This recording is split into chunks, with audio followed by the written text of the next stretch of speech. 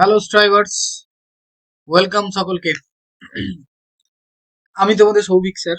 যদিও আজকে আমার ফেসটা তোমরা দেখতে পাচ্ছ না, আস্তে আস্তে আমরা চেষ্টা করছি আপডেট করার। তো হবে সবকিছুই। সেট আপটা ঠিকঠাক নেই আমার কাছে, যার জন্য ক্যামেরাটা আর কি অ্যাডজাস্ট করা যায়নি।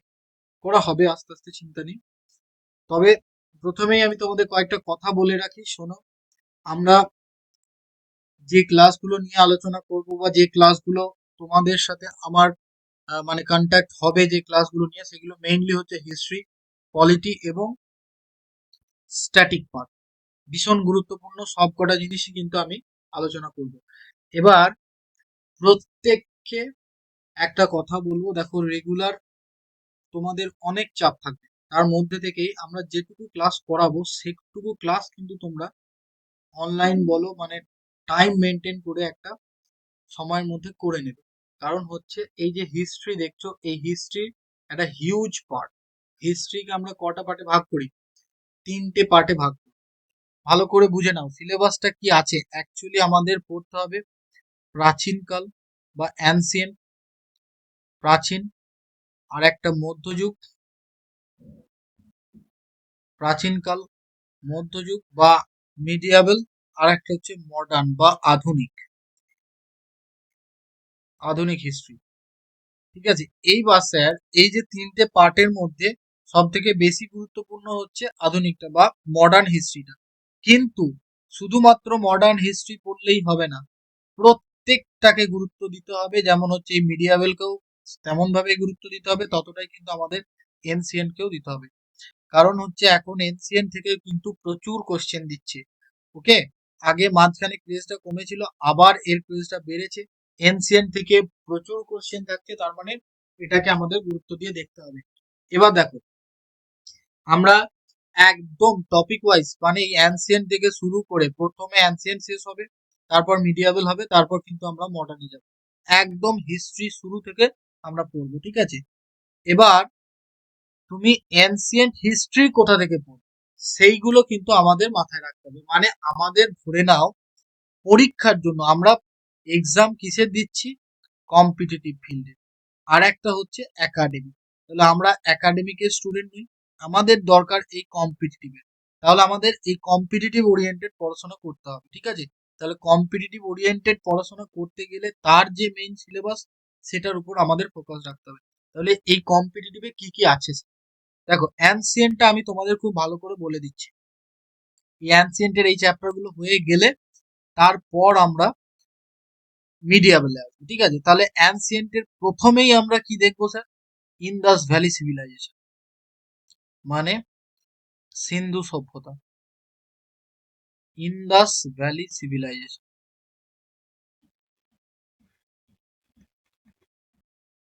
ঠিক আছে, ইন্দাস ভ্যালি সিভিলাইজেশন। তার মানে আমরা প্রথমে সিন্ধু সভ্যতা দিয়ে শুরু করব। এবার সিন্ধু সভ্যতার আগে কি নেই? হ্যাঁ, এর আগেও আছে। এর আগে কি আছে? আমরা একবারে স্টোন এজ জানি, কিন্তু স্টোন এজ মানে ওই প্রস্তর যুগ আমাদের পরীক্ষার জন্য অতটা ইম্পর্টেন্ট নয়। আমরা এই জায়গা থেকে শুরু করবো, সিন্ধু থেকে, ঠিক আছে? সিন্ধু সভ্যতা থেকে মেইনলি পরীক্ষায় প্রশ্ন দেয়। ওকে, 2 নম্বরে আমাদের কি পড়তে হবে? বৈদিক বা বেদিক সাহিত্য, বৈদিক সাহিত্য বা বেদিক কালচার 2 নম্বরে পড়তে হবে। 3-এ আমাদের যে টপিকটা পড়তে হবে সেটা হচ্ছে বুদ্ধিজম বা জৈনিজম, বা তোমরা ডাইরেক্টলি বলতে পারো ধর্ম আন্দোলন। এই মেনলি ধর্ম আন্দোলনের সময় কোন দুটো ধর্ম আমরা পড়বো? বৌদ্ধ ধর্ম আর একটা হচ্ছে জৈন ধর্ম, এই দুটো। তাহলে এই দুটো যখনই হয়ে গেল, আমরা 4 নম্বরে কি দেখবো স্যার? 4 নম্বরে আমরা এবার আসবো ষোড়শ মহাজনপদ। দাঁড়াও, সিলেবাসটা বুঝে নাও কিভাবে আমরা এগোবো, পুরো একদম টপিক ওয়াইজ কিন্তু আমরা এগোবো। তাহলে আমরা কি করব এখানে?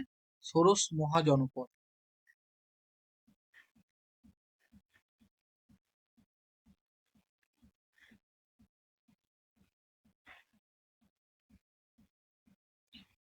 এর মধ্যে সব থেকে ইম্পর্টেন্ট কি এই ষোড়শ মহাজনপদের?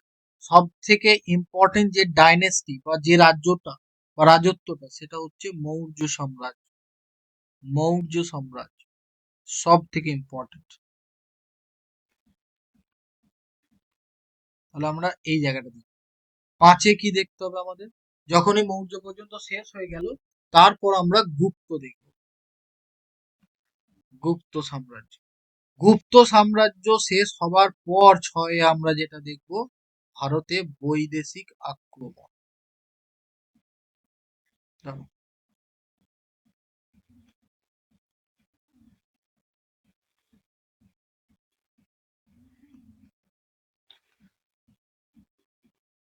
বৈদেশিক আক্রমণ। ঠিক আছে, এই আমাদের মেনলি হচ্ছে অ্যানসিয়েন্ট টপিক। এবার এই টপিক গুলো আমরা একটা একটা করে কভার করবো। ঠিক আছে, এই প্রত্যেকটা টপিক কিন্তু আমরা আস্তে আস্তে কভার করবো। তাহলে আবার একবার বলছি, ভালো করে শুনো। হিস্ট্রি আমাদের তিনটে পার্টে পড়তে হবে। এক নম্বর পার্ট হচ্ছে এনসিয়েন্ট হিস্ট্রি, দু নম্বর হচ্ছে মিডিয়েবল হিস্ট্রি, তিন নম্বর হচ্ছে মডার্ন হিস্ট্রি। ঠিক আছে, এবার এনসিয়েন্ট এর কি পার্ট তোমরা দেখতে পেলে, তেমনি মিডিয়াবেলের আমরা সুলতানি যুগ, মুঘল সাম্রাজ্য, এগুলো সব দেখবো। তারপর আমাদের ভারতবর্ষের মডার্ন হিস্ট্রি কোথা থেকে শুরু হবে, যেটা হচ্ছে ব্রিটিশ এম্পায়ার। তার আগেও আমরা ডাচ দেখবো বটে, বাট ব্রিটিশটা হচ্ছে মেইনলি। আমরা ডাচদের কিছু অংশ আছে যে জায়গাটা আমাদের দেখতে হবে, যে প্রথম ভারতে কোন বৈদেশিকরা আসে এবং বাণিজ্য স্থাপন করছে। তো ওইগুলো তো হবেই। তাহলে অ্যানসেন্ট থেকে মেইনলি আমরা শুরু করে দিচ্ছি আজকে। সবাই গুরুত্বপূর্ণ ভাবে জিনিসগুলো দেখো, আমি বলে দিচ্ছি, এবং যে কন্টেন্ট তোমাদের জন্য থাকবে বেস্ট কন্টেন্ট থাকবে। ঠিক আছে, এর উপরে কিন্তু তোমাদের পরীক্ষার সব চলে আসবে। খুব সুন্দরভাবে জিনিসগুলো খেয়াল করবে। হ্যাঁ, তবে ইন্দাস ভ্যালি যে পিডিএফটা রয়েছে এর মধ্যে কিছু অ্যাড করতে হবে, সেগুলো আমি পড়তে পড়তে বলে দেবো বা পরে তোমাদের ওগুলো দিয়ে দেবো। ঠিক আছে, চলো। এবার দেখো, মেইনলি ভূমিকা দেখে নাও সবার। এইটুকু আমি ধরে নিচ্ছি যে সবাই আমরা 1 to 10 পর্যন্ত, 1 to 10 পর্যন্ত আমরা হিস্ট্রি সম্পর্কে যেটুকু জেনেছি সেই বেসিক নলেজ সবারই আছে। যদি নাও থাকে তবুও তোমার কোনো সমস্যা নেই, আমি আবার একেবারেই প্রথম থেকে শুরু করছি, একদম প্রথম। ঠিক আছে, এবার দেখো, আমরা হঠাৎ দেখলাম যে একটা সভ্যতাতে চলে এলাম, ইন্দাস ভ্যালি সিভিলাইজেশন বা সিন্ধু সভ্যতা। তাহলে কারোর মাথায় আসতেই পারে যে আজকে এই যে সিন্ধু সভ্যতা, এই সভ্যতাটা শুরু হবার আগে পৃথিবীতে কি করে সভ্যতার সৃষ্টি হলো, এটাও তো আমাদের জানতে হবে।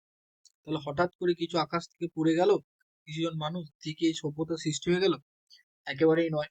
তাহলে কিভাবে এলো, সেই জিনিসটা আমাদের পড়তে হবে। দেখো, একটু ব্যাকগ্রাউন্ড বলবো, শুনুন। আমাদের এই যে ভারতবর্ষ, এরকম একটা ম্যাপ রয়েছে, খুব ভালো করে তোমরা জানো। এরকম একটা ম্যাপ আমরা দেখি আমাদের ভারতবর্ষের জন্য, রাফলি আনছি।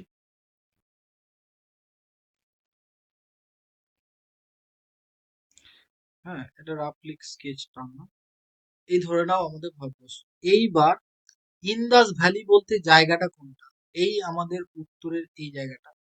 ইন্দাস বলতে এটাকে আমরা জানি সপ্ত সিন্ধু অঞ্চল।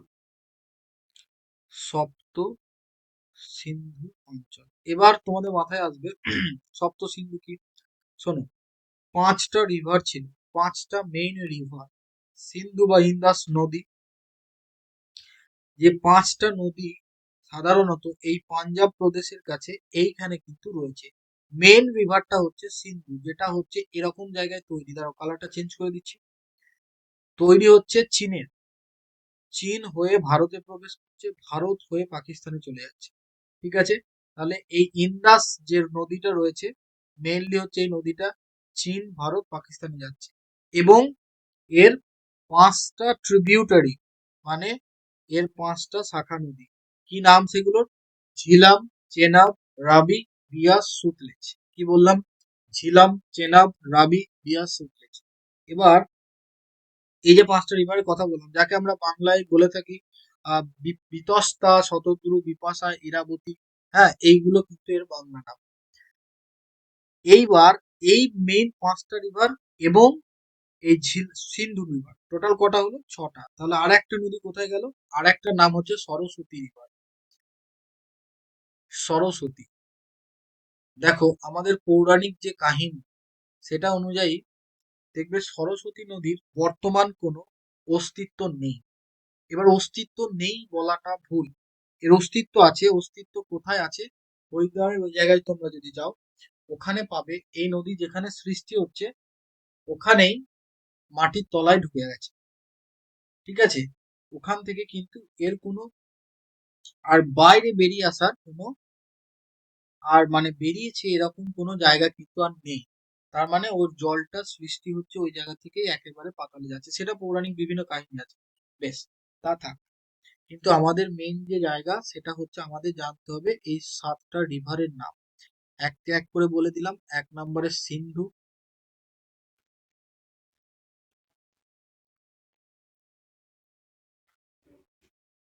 বিতস্তা,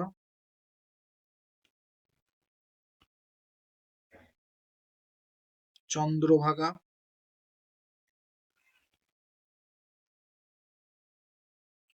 ইরাবতী, বিপাশা, আর একটা হচ্ছে 5 নম্বর হচ্ছে শতদ্রু। তাহলে এই 5টা রিভার তার সাথে আচ্ছা, 3, এটা 4, 5, 6 আর 7 এ হচ্ছে সরস্বতী। এই 5টি রিভার মিলিত হয়েছে এই জায়গাটা। এবার দেখো একটা কথা মনে রাখবে, যে কোনো সভ্যতা তৈরি হয়েছে কোথায়? না জল কেন্দ্রিক। তাহলে মেইনলি জল না থাকলে সেখানে কোনো প্রাণী বাঁচতে পারবে না, মানে সার্ভাইভ করবে না। সার্ভাইভ করতে গেলে মেইনলি আমাদের জলের প্রয়োজন। তাহলে আমরা যে সিন্ধুর কথা বলছি, তাহলে এই একটাই কি সভ্যতা ছিল? না, এর সময় আরো 4টে সভ্যতা, পাশাপাশি 3টে কিন্তু মেন সভ্যতা ছিল, সেগুলো আমি আসছি। তাহলে এটা যেমন সিন্ধু আমরা নাম দিয়েছি, কারণ হচ্ছে এই সিন্ধু নদীর ধারে তৈরি হয়েছিল এই সিভিলাইজেশনটা। তার মানে এরিয়াটা এখানে বোঝালাম, ভারতবর্ষ তো হিসাবে আমাদের এরিয়াটা বুঝতে পারলে। তার মানে এই যে সিন্ধু, এটা ভারতেও রয়েছে, পুরো পাকিস্তানে রয়েছে, ইরানেও রয়েছে। এবার এই এরিয়াগুলোকে কিন্তু কভার করছে। ঠিক আছে, দেখো সিন্ধু সভ্যতার নামকরণ কে করছে? সিন্ধু উপত্যকার নাম অনুসারে মেনলি হয়েছে। কিন্তু আমরা এই যে সিন্ধু সভ্যতা, একে আমরা আর একটা নামেও জানি। নাম কি সেটা? হরপ্পা সিভিলাইজেশন। এবার হরপ্পা যে সিভিলাইজেশন, এই হরপ্পা নাম কেন হলো তারও অনেক কাহিনী আছে। কারণ প্রথম খনন কার্যের ফলে আবিষ্কৃত যে জায়গা তার নাম হচ্ছে হরপ্পা। কি আবিষ্কার করেছিল তোমরা সকলেই খুব ভালো করে জানো, তবুও আমি তোমাদেরকে এগুলো আলোচনা করে দেবো আবার। দেখো, সিন্ধু উপত্যকার নাম অনুসারে নাম হয়েছে। এই সভ্যতাকে হরপ্পা সভ্যতা বলা হয়েছে কারণ কি? 1920 সালে প্রথম হরপ্পা স্থানের খনন কার্য পরিচালিত হয়েছিল সেই জন্য, এবং আবিষ্কারও হয়েছিল হরপ্পা জায়গাটা, সেই জন্য আমরা হরপ্পা বা সিন্ধু সভ্যতা বলি। তাহলে এখনো পর্যন্ত আমরা কি পড়লাম? এর স্ট্রাকচার জানলাম, কোন জায়গায় এই সভ্যতাটা রয়েছে, এবং একটা নদী কেন্দ্রিক সভ্যতা, এবং কোন নদী? সিন্ধু নদী হয়েছে। এবং আমি তোমাদের সেকেন্ড একটা পয়েন্ট বলেছি যে এই সময় আরো 4টে সভ্যতা ছিল। কি কি আমরা আস্তে আস্তে দেখছি, তবুও বলছি শোন। একটা ছিল চাইনিজ সিভিলাইজেশন বা চাইনিজ সভ্যতা, আর একটা ছিল মেসোপটেমিয়া সভ্যতা, আর একটা ছিল মেসোপটেমিয়া ছিল বা ইরাক, আর একটা ছিল তোমার মিশরীয় সভ্যতা, যেটা নীল নদীর ধারে।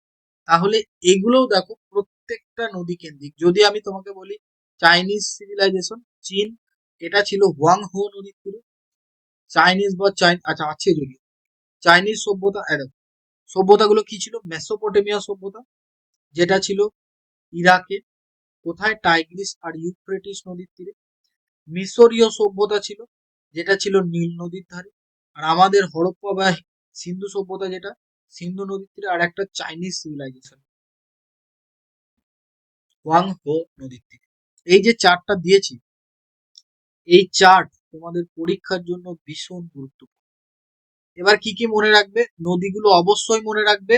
আধুনিক অঞ্চল দেখো, যেটা মেসোপটেমিয়া বর্তমানে ইরাক, মিশরীয় সভ্যতা বর্তমানে মিশর, হরপ্পা বা সিন্ধু সভ্যতা, যেটা ভারত, পাকিস্তান এবং আফগানিস্তানের মধ্যে রয়েছে, আর একটা চাইনিজ সিভিলাইজেশন।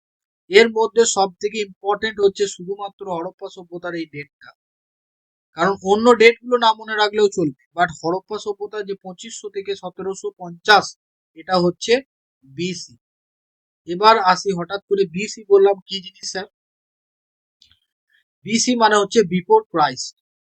দেখো, এই কনসেপ্টটাও আমাদের মাথায় রাখতে হবে। আমরা আজকে দাঁড়িয়ে রয়েছি, ধরে নাও এখানে 2026 সাল, আমরা কি বলি খ্রিস্টাব্দ 2026, কিন্তু তার মানে আজকে যদি 2026 হয়, একদিন তো শূন্য ছিল, এক থেকে শুরু হয়েছে, তাহলে শূন্যর আগে যেগুলো ছিল, যে সালগুলো ছিল এই দিকে, সেগুলো হচ্ছে 20। এই শূন্য কাকে ধরা হয়? এটা হচ্ছে birth of Jesus Christ, birth of Jesus Christ বা ক্রাইস্ট, যিশু খ্রিস্টের যে জন্ম, সেই ডেটটাকে বা সেই সালটাকে শূন্য ধরা, ঠিক আছে? তার মানে তার আগের যে সালগুলো ছিল সেইগুলো, ধরে নাও এইখানে সিন্ধু সভ্যতা শুরু 2500 সালে, 2500 থেকে কমতে কমতে আসবে 700 1750। তার মানে এই দিকে বিসিতে যত সভ্যতা আছে বা যত ডেট আছে, সেগুলো যদি আমরা দেখি আস্তে আস্তে কমতে কমতে এসেছে এবং শূন্য হয়েছে, আর আজকের ডেট গুলো বাড়তে বাড়তে যাচ্ছে। যেমন আগের গুলো কমে কমে এসে শূন্যতে গেছে, শূন্য থেকে আবার এক দিয়ে শুরু হয়েছে, আর আজকে আমরা এক থেকে গিয়ে আস্তে আস্তে বাড়ছে। তার মানে এটাই হচ্ছে বিসি আর এডি ডিফারেন্স। এই শূন্যর পর থেকে যেগুলো, সেটা হচ্ছে এডি অর্থাৎ অ্যানো ডোমিনি, আর বিসি মানে হচ্ছে বিফোর ক্রাইস্ট। এইটা কিন্তু মাথায় রাখতে হবে, ঠিক আছে? দেখো, তুমি এখানেও লক্ষ্য করবে সালগুলো কেন 3400 থেকে 1000 হয়ে গেল, এগুলো অনেকের মাথায় আসবে। 34 থেকে কমে 1000 হলো, 2500 থেকে 1750 হয়েছে, কেন কমছে?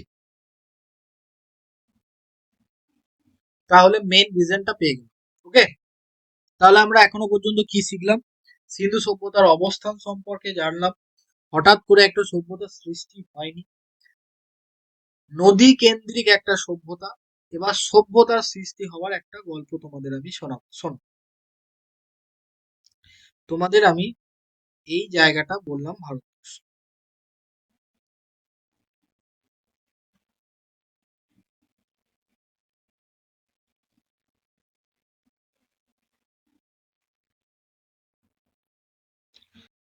রাফলি একটা ছবি এঁকেছি। দেখো, এইখানে সভ্যতাটা যে তৈরি হলো, এখানে অনেকের অনেক মতামত আছে। এখানে সিন্ধু সভ্যতার মেনলি যে কালচার গুলো ছিল, তখনকার মানুষের যে সমাজ ছিল, সেগুলো তো আমরা জানবো, কিন্তু তার আগে সব থেকে বড় রিজন হচ্ছে এই সিন্ধু নদীটা। সিন্ধু নদী, এই নদী এতটাই ইম্পর্টেন্ট ছিল এই মানুষগুলোর জন্য, এই মানুষগুলো কিন্তু অনেক কিছু আবিষ্কারও করেছিল। যেমন আমরা দেখব কটন বা তুলা, সিন্ধু সভ্যতার মানুষরাই হচ্ছে প্রথম ব্যক্তি যারা কিন্তু এই তুলা আবিষ্কার করে।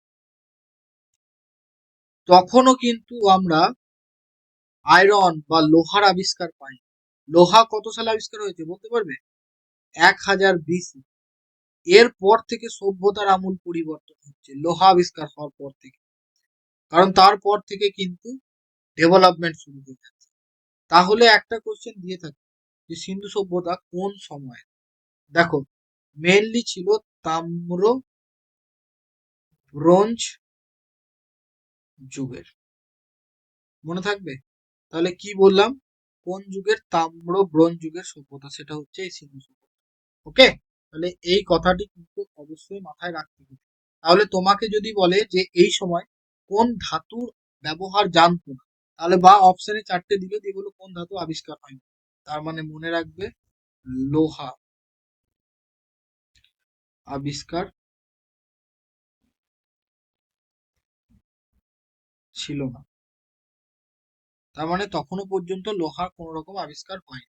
আস্তে আস্তে লোহার আবিষ্কার হয়েছে 1000 বিসি। আর সিন্ধু সভ্যতার ইতিহাস আমরা পড়ছি 2500 থেকে 1750 বিসি, তারও 337 বছর পর গিয়ে লোহা আবিষ্কার হচ্ছে। হ্যাঁ, 250-300 বছর। তাহলে এইটুকু কনসেপ্ট ক্লিয়ার। এর পরের গুরুত্বপূর্ণ পয়েন্ট, ঘাগ্গার হরকা নদী, যেটা পৌরাণিক, আমি তোমাদের বললাম যে সরস্বতী নদী হিসাবে চিহ্নিত। তাহলে তোমাকে সরস্বতী নদীটা অনেকে নাম শুনেছে, কিন্তু যদি সরস্বতী নদী নামটা না দিয়ে বলে এর পৌরাণিক নাম কি ছিল, তাহলে তুমি পেয়ে গেছো এখানে ঘাগ্গার হর।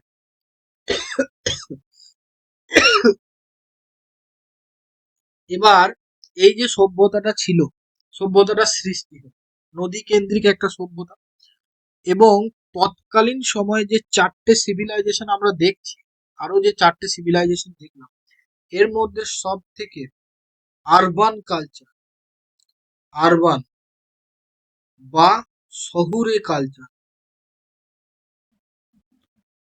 সেটা ছিল সিন্ধু সভ্যতা। ভীষণ গুরুত্বপূর্ণ একটা জায়গা তখনকার দিনে দাঁড়িয়ে, শহুরে কালচার এবং তাদের যে সমাজ ব্যবস্থা, তাদের ধর্ম এবং তাদের তুমি বলতে পারো আহ, সভ্যতার সাথে সাথে তাদের একটা কালচার ছিল, মানে তোমরা দেখতে পারবে সিটাডেল টাইপের কথা বলা হয়, যেখানে কিন্তু অনেকে মনে করে যে এরকম ছিল যে রিচ ক্লাস পুয়ার ক্লাসের কনসেপ্ট ছিল, যারা রিচ ছিল তারা একটু উপরের দিকে বা উঁচু ঢিপি জায়গায় বাস করতো, এবং যারা পুয়ার ছিল তারা একটু নিচু জায়গায় বাস করতো। তার মানে তখন কিন্তু এই কনসেপ্ট ছিল, এবং আরো আমরা নিদর্শন পাবো, যেমন পোড়া ইটের বাড়ি তখনকার দিনে, ঢাকা ট্রেন। মেন সব থেকে ইম্পর্টেন্ট যে তথ্যটা সিন্ধু সভ্যতার, সেটা হচ্ছে এই রাস্তা, ড্রেনেজ সিস্টেম। এরকম 90 ডিগ্রিতে কাট হতো রাস্তা, আর বাড়িগুলো তৈরি করতো এই রকম জায়গায়। এইগুলো ছিল বাড়ি, আর বাকি এইগুলো ছিল রাস্তা, এইগুলো দিয়ে রাস্তা। তার মানে প্ল্যান সিটি। আজকের দিনে দাঁড়িয়ে যদি আমরা জয়পুর দেখি, ভুবনেশ্বর দেখি, চণ্ডীগড় দেখি, এরা হচ্ছে প্ল্যান সিটি ভারতবর্ষ। এই শহরগুলো কি আছে, একেবারে তুমি কোন রকম ট্রাফিক পাবে, কিন্তু তুমি যদি দিল্লিতে যাও, সেখানে ট্রাফিক প্রচন্ড বেশি, ঠিক আছে? কারণ হচ্ছে এটা কিন্তু প্ল্যান নয়। যেমন কলকাতা, আমাদের কলকাতা সাউথ কলকাতা, নর্থ ক্যালকাটা আছে, হ্যাঁ, এর মধ্যে কিন্তু সাউথ ক্যালকাটাটা তুমি সেক্টর 5 যাও, এগুলো দেখবে প্ল্যান সিটি। কারণ এদের কিন্তু পুরো সিস্টেমেটিক ওয়েতে, আর পুরোনো জিনিস যেটা পাবে আমাদের নর্থ কলকাতা, হ্যাঁ, সেখানে অনেক পুরোনো জিনিসপত্র পাবে, একটু অন্যরকম অগোছালো টাইপের। সাউথটা যাও তো গোছালো একদম, ঠিক আছে? হয়েছে। এরপর দেখো, এখানে আমরা প্রথাগত হিন্দু বিশ্বাস ছিল এদের। এবার এদের ধর্ম কালচার সম্পর্কে আমাদের একটু জানতে হবে। তার আগে আমরা একটু এর এরিয়াটা, আমরা মেনলি ধর্ম বলো, তাদের কালচার বলো, সেগুলো জানার আগে আমরা এর এরিয়াটা ভালো করে জানি। তারপর একদম দেখো মাইনিউটলি তোমাদের সঙ্গে আলোচনা হচ্ছে প্রথম থেকে একদম। তাহলে সিন্ধু সভ্যতার বিস্তার কতটা ছিল সেটা আমাদের জানতে হবে। টোটাল হচ্ছে 12,60,000 বর্গ কিলোমিটার এরিয়া কিন্তু ছিল। আজকের দিনে দাঁড়িয়ে তোমাদের বললাম সম্পূর্ণ পাকিস্তান, ভারতের কিছুটা অংশ, আফগানিস্তান এবং ইরান, এই টোটাল এরিয়া ছিল। দেখো এখানে ম্যাপটা যদি লক্ষ্য করো, ইন্ডিয়ার এই পোর্শনটা ছিল ইন্ডিয়া, যেটা হচ্ছে ওয়েস্ট আর নর্থ, হ্যাঁ, নর্থ ওয়েস্ট পোর্শন, মানে হচ্ছে উত্তর পশ্চিম দিক, আমাদের মেনলি উত্তর পশ্চিম দিকে, যেখানে সম্পূর্ণ, দেখো এটা হচ্ছে পাকিস্তান, সম্পূর্ণ পাকিস্তানটা চলে আসছে। এদিকে তুমি আফগানিস্তানকেও পেয়ে যাবে খানিকটা, নিচে তুমি ইরানকেও পেয়ে যাবে। তাহলে এই জায়গাগুলো কিন্তু ম্যাপে বুঝতে পারছো। তাহলে এটা আমাদের ইন্ডিয়া, এটা পাকিস্তান, এখানে পাচ্ছ তুমি আফগানিস্তান, আর এখানে আমরা পাচ্ছি ইরান, ঠিক আছে? এই জায়গাটা জুড়ে কিন্তু মেনলি সভ্যতাটা ছিল। আর এই যে নদীটা এইভাবে গিয়েছে, ঠিক আছে, এইভাবে, যেটা চীনে তৈরি হয়েছে, ভারতবর্ষ হয়ে একবারে পাকিস্তানে গেছে। তাহলে এইটা হচ্ছে এর পুরো এরিয়া। ক্লিয়ার আশা করছি। নেক্সট দেখা যাক। এবার আসছি কোন কোন এরিয়াটা রয়েছে যেটা আমাদের সিন্ধু সভ্যতার অংশ। দেখো ভালো করে দেখে নাও, ভারতের কোনগুলো আছে সেগুলো আসবো, সব আসবো, কিন্তু তার আগে ওভারঅল যেটা পাচ্ছি সিন্ধু, যেটা সপ্ত সিন্ধু অঞ্চল বললাম, পাঞ্জাব, কারসারটা পাচ্ছিলাম না, সিন্ধু, বালুচিস্তান, পাঞ্জাব, হরিয়ানা, ভারতের রাজস্থান, গুজরাট, আলমগীরপুর, উত্তরপ্রদেশ, মহারাষ্ট্র, জম্মু, এই জায়গাগুলো কিন্তু আমরা সিন্ধু সভ্যতার বিস্তার হিসাবে দেখি। এবার আস্তে আস্তে আমরা তাদের গুরুত্বপূর্ণ কেন্দ্র, এটা জানার আগে তাদের ধর্মীয় কালচার, তাদের সংস্কৃতি, সেগুলো কিন্তু আমাদের জানতে হবে। সেটা জানার আগেও আর একটা পয়েন্ট হচ্ছে সভ্যতার সীমা। দেখো, উত্তরে, পূর্বে, পশ্চিমে, দক্ষিণে, এটা পরীক্ষায় এসেছে, যার জন্য কিন্তু প্রত্যেকটা স্লাইড তোমাদের জন্য ইম্পর্টেন্ট, কারণ এগুলো অলরেডি পরীক্ষায় পড়েছে, যার জন্য কিন্তু আমি এগুলো তোমাদেরকে করিয়ে দিচ্ছি। উত্তরে কতটা বিস্তার ছিল? উত্তরে ছিল জম্মু কাশ্মীর পর্যন্ত, জায়গার নাম হচ্ছে মান্দা। পূর্বে হচ্ছে আলমগীর, দক্ষিণে হচ্ছে দায়মাবাদ মহারাষ্ট্র, পশ্চিমে এটা হচ্ছে সুতকা গেন্ডোর বা সুটকা টোডা, অনেকে বলে সুটকা টোডা, ঠিক আছে, যেটা পাকিস্তান এবং ইরান সীমান্ত। তার মানে টোটাল যে এরিয়া, এর পূর্ব, পশ্চিম, উত্তর, দক্ষিণ চারটে সাইডই পেয়ে গেলে এই ইস্ট ওয়েস্ট নর্থ সাইড এগুলো থেকে কিন্তু কোশ্চেন করে। ইস্ট ওয়েস্ট নর্থ সাউথ এই চারটে দিক থেকে কোশ্চেন করতে পারে।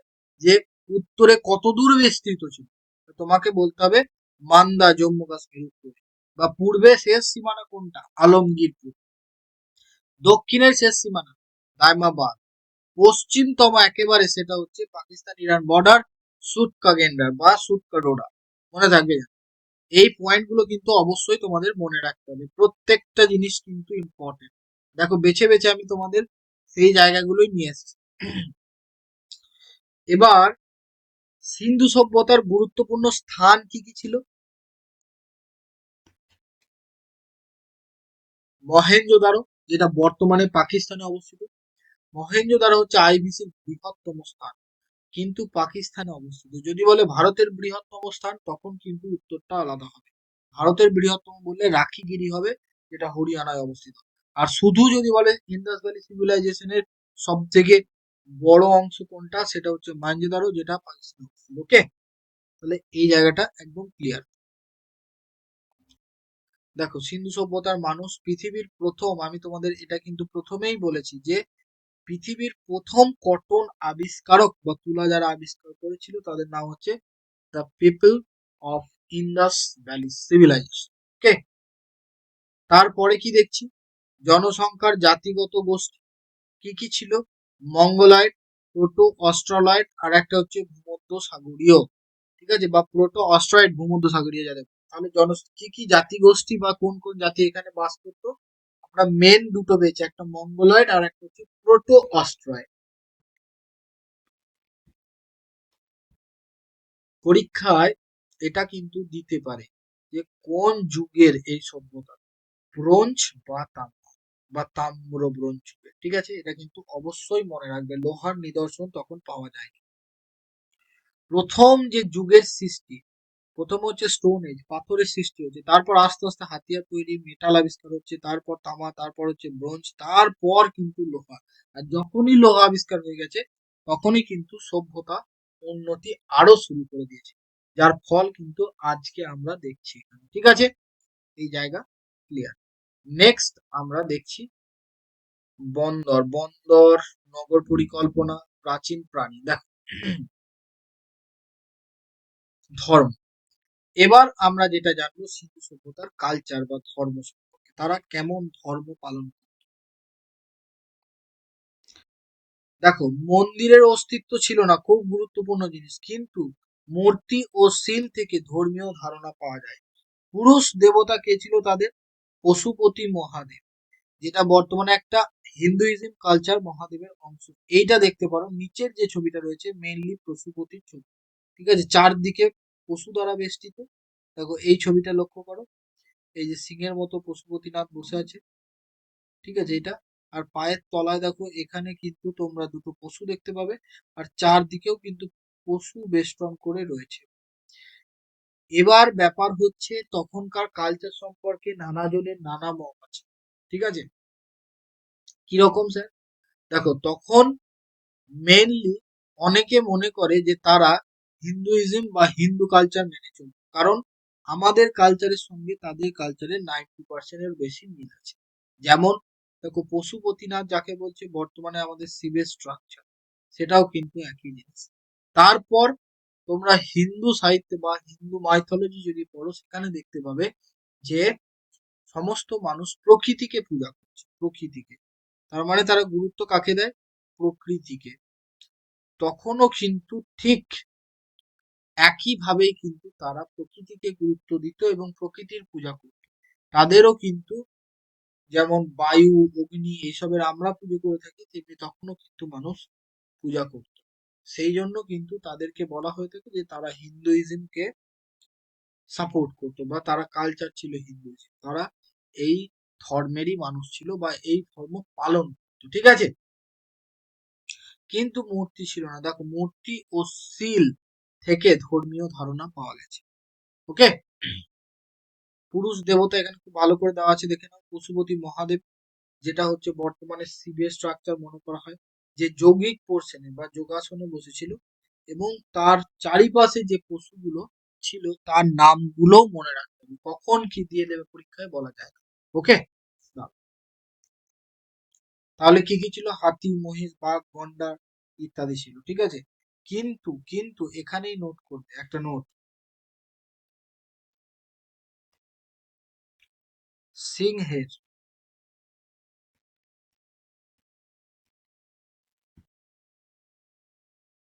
কোথায় গেল পার্স?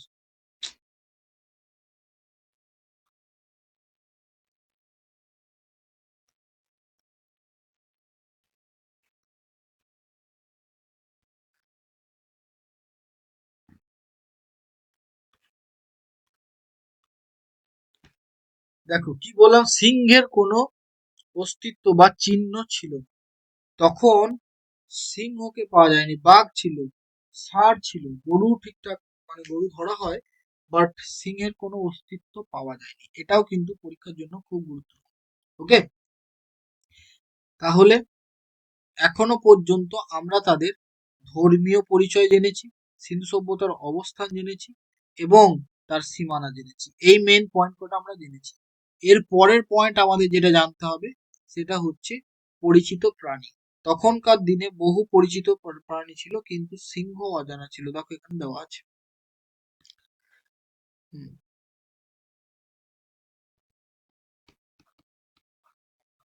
তাহলে এই জায়গাটা আমরা নেক্সট, বাণিজ্য। দেখো, ব্যাপক আঞ্চলিক এবং বৈদেশিক বাণিজ্য ছিল। তখন কিন্তু মেসোপটেমিয়া, সুমের, হ্যাঁ, ইরাক, বর্তমানে এদের সাথে কিন্তু বা মেসোপটেমিয়ার সাথে ডাইরেক্ট ট্রেডের নিদর্শন পাওয়া গেছে। ঠিক আছে? এটা কিন্তু প্রমাণও পাওয়া গেছে মেসোপটেমিয়ার সাথে। সেটা কিভাবে? ডাইরেক্ট। ঠিক আছে?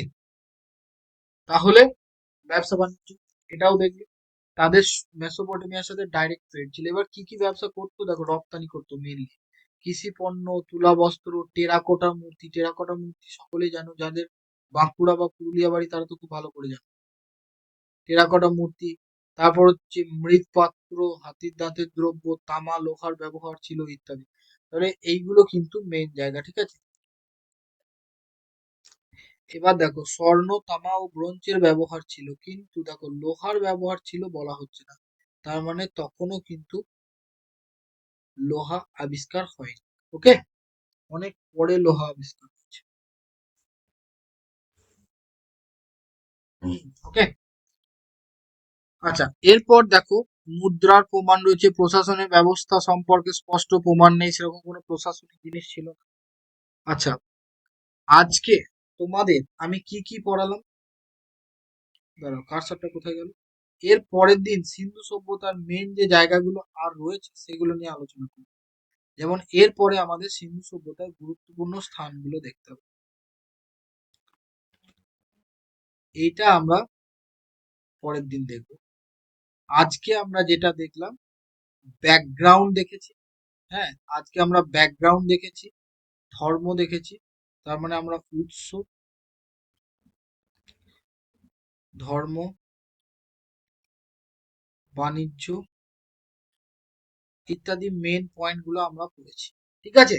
তাহলে এইটুকু দেখো, পিডিএফটা একেবারে শেষে দেওয়া হবে। আর আস্তে আস্তে যেটুকু পড়ালাম এই কটা পড়ে নাও, আর নিজেদেরকে একটা কথা বলি, খাতায় নোট করবে, কোনো রকম কোনো নোটের ভরসায় বসে থাকবে না। হ্যাঁ, বা পিডিএফ এইগুলো করবে। সবাই ক্লাস করছো, যেমন ভাবে বলছি খাতায় নোট করে নাও, এতে তোমাদের সব থেকে বেশি সুবিধা হবে। ওকে? তাহলে আজকে ক্লাস কিন্তু তোমাদের এতটাই। এর পরের টপিক থেকে আমরা মানে সিন্ধু সভ্যতারই পরের দিন কিন্তু আমরা নেক্সট থেকে আলোচনা করবো। ওকে, থ্যাংক ইউ সো মাচ।